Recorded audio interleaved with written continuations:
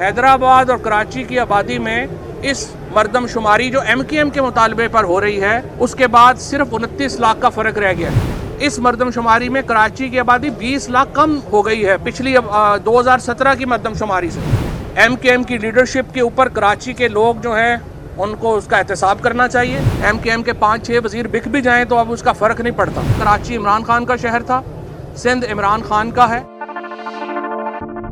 کراچی میں جب 95% سینسز یا مردم شماری مکمل ہو گئی ہے تو اب ہم دیکھ رہے ہیں کہ حیدرآباد اور کراچی کی آبادی میں اس مردم شماری جو MKM کے مطالبے پر ہو رہی ہے اس کے بعد صرف 29 لاکھ کا فرق رہ گیا ہے۔ یعنی حیدرآباد کی آبادی اور کراچی کی آبادی میں صرف 29 لاکھ کا فرق رہ گیا ہے۔ اس سے آپ اندازہ لگا سکتے ہیں کہ یہ سینسز، یہ مردم شماری جس میں 45 ارب روپیہ خرچ کیا گیا ہے، یہ کتنی شفاف اور ٹرانسپیرنٹ ہے۔ MKM کی لیڈرشپ کے اوپر کراچی کے لوگ جو ہیں ان کو اس کا احتساب کرنا چاہیے۔ جس طرح یہ 5-6 وزیروں نے اپنے آپ کو بیچا ہے پیپلز پارٹی کے آگے اور کراچی کے عوام کے حقوق کو پامال کیا ہے۔ اس مردم شماری میں کراچی کی آبادی 20 لاکھ کم ہو گئی ہے پچھلی 2017 کی مردم شماری سے۔ صرف 5 سال میں 2 ملین لوگ کراچی میں کم ہو گئے ہیں، اور کراچی کی اس کا مطلب یہ ہے کہ کم از کم 2 نشستیں جو ہیں وہ قومی اسمبلی میں کم ہو جائیں گی اگر اس مردم شماری کے اوپر آپ گئے تو۔ میں پاکستان تحریک انصاف کی طرف سے اور تحریک انصاف خصوصاً جو ہمارا کراچی کا ونگ ہے اس کی طرف سے اس کی شدید مذمت کرتا ہوں، اور کراچی کے عوام کو یہ یقین دلانا چاہتے ہیں ہم کہ ہم ان کے ساتھ کھڑے ہیں۔ ہم آپ کے حقوق کی لڑائی لڑیں گے۔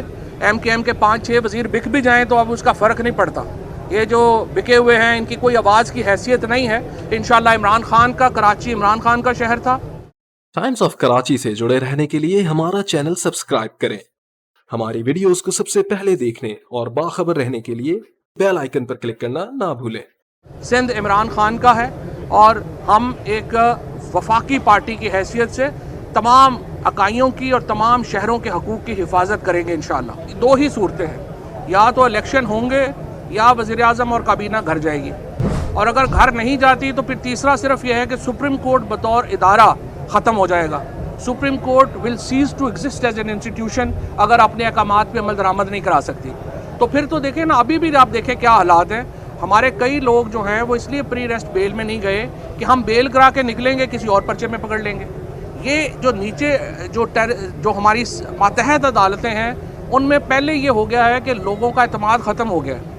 لوگ حسان نیازی صاحب ہمارے، اس کے بعد علی امین گنڈا پور، ان لوگوں نے ضمانتیں کرائیں، ضمانت کرا کے باہر نکلے، دوسرے کیس میں آپ نے ان کو پکڑ لیا۔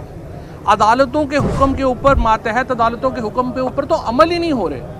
اب اگر سپریم کورٹ کے حکم پر بھی عمل نہ ہوا تو اس کا مطلب یہ ہے کہ judiciary as an institution will cease to exist, اور اس کے بعد تو واحد طریقہ یہ ہے کہ لوگ سڑکوں پہ نکلیں گے اور اپنے رائٹس ریکلیم کریں، کیونکہ اس کے بعد تو ورنہ تو آئین تو ختم ہو گیا۔